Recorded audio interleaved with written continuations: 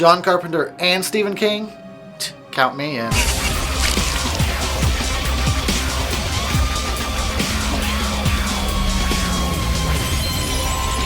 Pain has a face. Allow me to show it to you. What's up, everybody? Welcome to the Death Twitch Horror Review. I'm your host, as always, Eric Harrison, and today we're going to talk about a little movie from 1983 about a crazy, sexy killer car called Christine.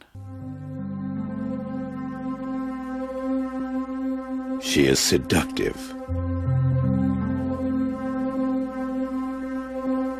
She is passionate. She is possessive. She is pure evil. She is Christine, a 1958 Plymouth Fury, possessed by hell. Her previous owner is not alive to warn her present one. Once she lures you behind the wheel, you will be hers, body and soul. There is no place you can hide, no place you can run, and nothing you can do can stop her. Because how do you kill something that can't possibly be alive?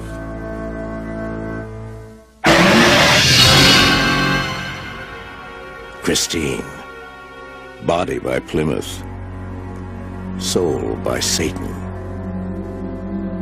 Watch out for her this Christmas.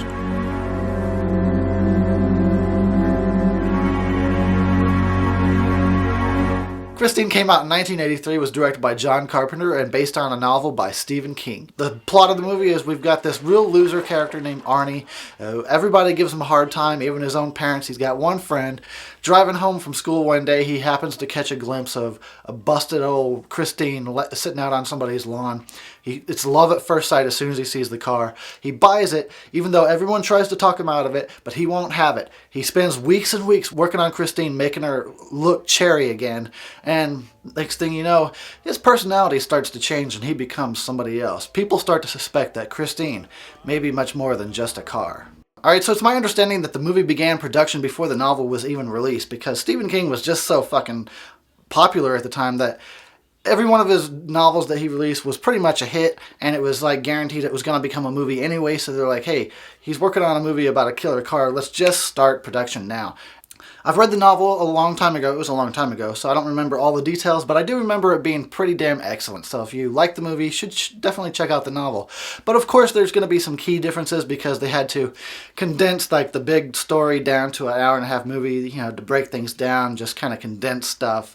Some things are different, like in the novel, the car, Christine is possessed by her previous owner, which was some evil dude, some asshole of a guy, I guess, which I always thought was kind of weird while reading the book. In this movie, she just happens to be born bad. We see at the beginning of the movie, she's on an assembly line. She stands out and looks different from all the other cars around her. She claims her first victim within the first 5 minutes of the movie, which just so happens to be one of the people that was working on her, probably one of the people that helped build her. So if that tells you anything about Christine, she's evil. She's an evil bitch. Holy shit!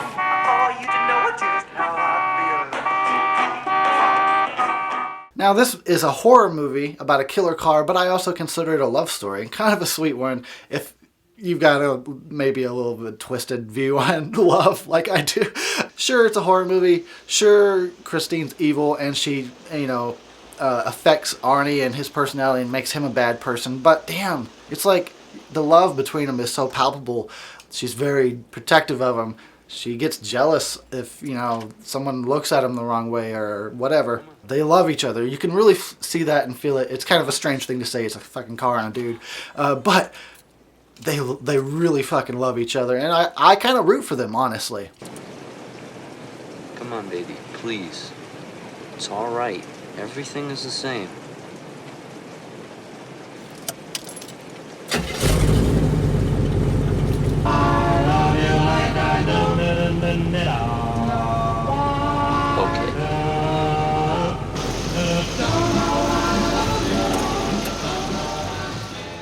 Okay, so Christine, let's talk about this pretty awesome movie. So John Carpenter, man. John Carpenter is the man. And Stephen King combined, fucking dream team right there, man. And I don't know, did they do any more stuff, any kind of more collaborations? I would like to see more between these two, because they're both really good at their craft. So the movie, it takes a long time to build up. So I think some people will go into this going, oh, killer car movie, and it's going to be nonstop. No, it's definitely more kind of character driven in the first hour of the movie. It really takes a while for Christine to come to life completely and start doing her thing. In the meantime, this is where you got to respect a good filmmaker like John Carpenter. Is he gives Christine life throughout the first hour of the movie without doing too much, without showing too much. It'll be just a simple little thing like the radio pops on and plays a certain song that just so happens to communicate how she's feeling at the time. Just the way the camera will move and like end up on Christine, and it just, you look at it and it looks like you can see a face in there. It looks like you could see her emotions, what she might be thinking or feeling. So John does an excellent job of bringing this inanimate object to life and giving it like a personality. But yeah, it takes an hour or so before the movie really gets going, but then when it does, it's pretty fucking awesome because Christine comes to life and it's just like, fuck it, I'm done. I'm gonna kill everything in sight. And she does, and she's badass while doing it too. Now, let's see what's going on here. Let's talk about some stuff I like about the movie. I like the banter between like all the teen boy characters, the way they talk. I don't know, semi-realistic, close enough approximation to the way teens back then probably spoke to each other. Okay. How about Sally Hayes, huh? She's cute. She's a sophomore. So what? She's a walking sperm bank, Arnie. I know. Come on. Well, I don't think I have the minimum deposit to open an account. You know what I mean? Are you kidding? You carry your life savings between your legs. I like this character Darnell, who owns the garage where Arnie winds up storing Christine. This fucking guy is hilarious. I wish he was in the movie more, and I think the actor agreed, because it's my understanding that I'm talking fast, aren't I? Whew, sorry. It's my understanding that he was requested more lines for the movie, and they wrote in a few more. But the character of Darnell is hilarious. He's like this grouchy old man. He just talks a lot of shit, and it cracks me up. There's this one scene where he's trying to be nice to Arnie. He kind of feels a little bond with him, so he's trying to be nice to Arnie, and Arnie's just like, okay. And then Darnell gets all pissed off. It's so fucking funny. You, pick up around the place. Do a few loops. Put the toilet paper on the little spools.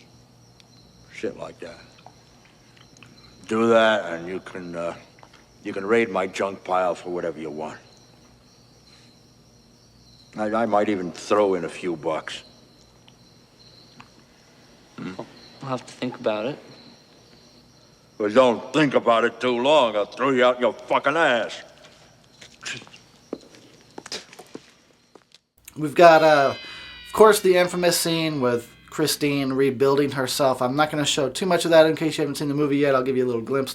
It's pretty cool. It doesn't last long. You know, it's not a long scene. It's just long enough. It's really cool to see that she can just do this. In the novel, it's not like that. In the novel, you have to drive her or push her, and her odometer will go backwards. And as the odometer goes backwards, Christine heals herself. So it's different in the movie where she can just crash into shit, fuck herself all up, and then go blah, blah, blah, or whatever, and fucking rebuild herself. That's pretty sweet. I like that a lot. In the movie, as I said, Arnie starts to change as a result of this relationship with his car, Christine. By the end, he's vastly different. He kind of becomes like the character of the previous owner, the weird, evil kind of asshole dude. The character, or the actor that plays Arnie, Keith Gordon, really just chews the shit out of the scenery. There's a such thing as good bad acting, and this is an example of that. This is somebody that's going way over the top on purpose, and it's kind of amusing to watch. Is it realistic? No. Is it good per se? No. But it's so over the top that it becomes amusing just to watch him. Oh man, there is nothing finer than being behind the wheel of your own car. Except maybe for pussy. Especially when you see him at the beginning, he's just this little nerdy kid. And by the end, he's like, I don't know what he is. Some kind of weird character at the end, but it's pretty funny. So, you know, we've got Christine taking out the bullies that picked on Arnie. She kills one guy in an alley. She blows up a whole gas station full of people, and then she's on fire and chasing this guy down the road. Now, the image of Christine driving down the road on fire is fucking ingenious, and it looks awesome, but maybe it wasn't the smartest thing for this dumbass to just run right down the middle of the road and let himself get ran over.